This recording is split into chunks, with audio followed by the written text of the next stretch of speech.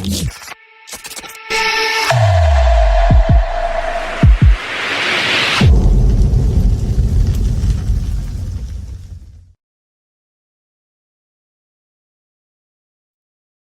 lot of people believe proof is limited to something you could put in a test tube or you can examine under a microscope, and that's it. According to the Webster's Dictionary, proof as the cogency of evidence that compels acceptance by the mind of a truth or a fact. It is also the process or instance of establishing the validity of a statement from other statements in accordance with the principles of logic. Logic is a form of proof. Proof is not limited to things you could put in a test tube and things that you can examine under a microscope. Here is some of the proof that I'm going to provide: logical art, science, and your own personal experience. Now let's use some logic. Everything that begins to exist has a cause for its existence. The universe began to exist, therefore the universe must have a cause for its existence. Is it true that everything that begins to exist has a cause for its existence? We know that something cannot come from nothing.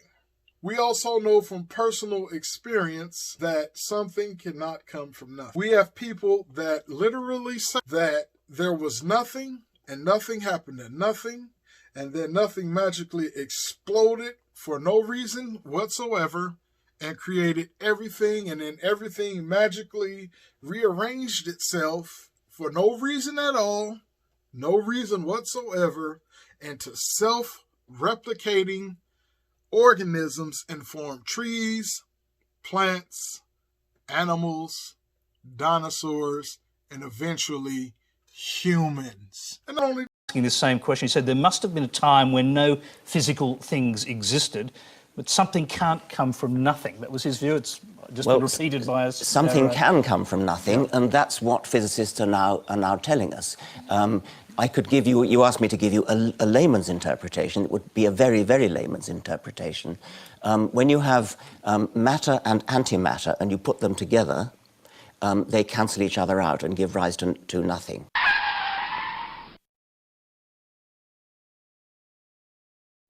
What Lawrence Krauss they give it a sophisticated name like abiogenesis or evolution. Now, we also know mathematically that something cannot come from. We all remember in elementary school taking basic math, and we know that 0 plus 0 equals what? We also know that we could take it a step further and say 0 times 0. 0 times 0 equals what? Mathematically, we know that something can never come from nothing. It doesn't happen logically, it doesn't happen scientifically, and it doesn't happen mathematically. I am mind blown at the fact that they call this kind of stuff science. Why? Because the scientific method is based upon observation and experimentation. Let us consider my second statement. The universe began to exist. Now, there must be a cause for its existence. Here are some questions we need to ask. Did the universe begin to exist, or has it always existed? In 1915, Albert Einstein developed the general theory of relativity. One is that the universe is defined as time, space, matter, physical energy, and they all had a starting point together. And since it had a beginning, it's not eternal. This theory, which is now almost universally accepted, has certain implications. Through Einstein's equations, we can trace the development of the universe back to its very origin. This theory was further developed by two scientists by the name of Alexander Friedman and Georges Lemaitre. Hope I'm saying his name right.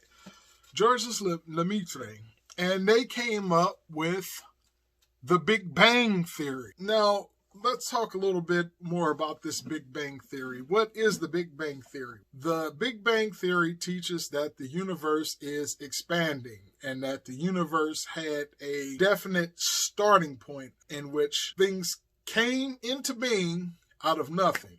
the universe is running out of usable energy. Scientists believe that one day the sun will eventually burn out. Based on this fact and observation that the sun will one day burn out, if the universe had been created an infinite amount of time ago, or if it has always been, we probably would have run out of energy by now. Now let us consider the third statement. The universe must have a cause for its existence. We have two possibilities. One, it could have been caused by an unintelligent, inanimate force of nature. It couldn't have been a force of nature because it would be part of the universe. And we all know that the universe could not have caused itself. Now let us consider our second possibility.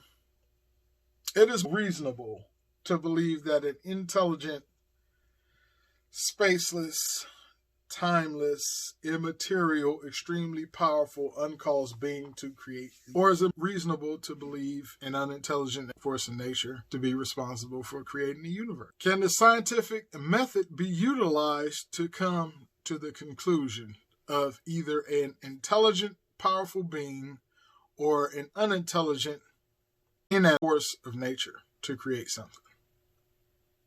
It's on you to decide which is reasonable.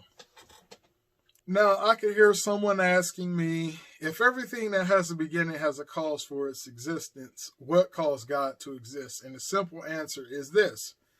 This only applies to things that have a beginning.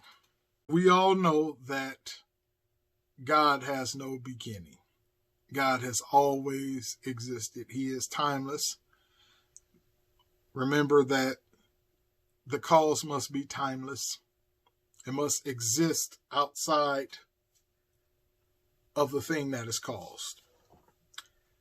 The creator must be intelligent, spaceless, timeless, immaterial, and extremely powerful. God.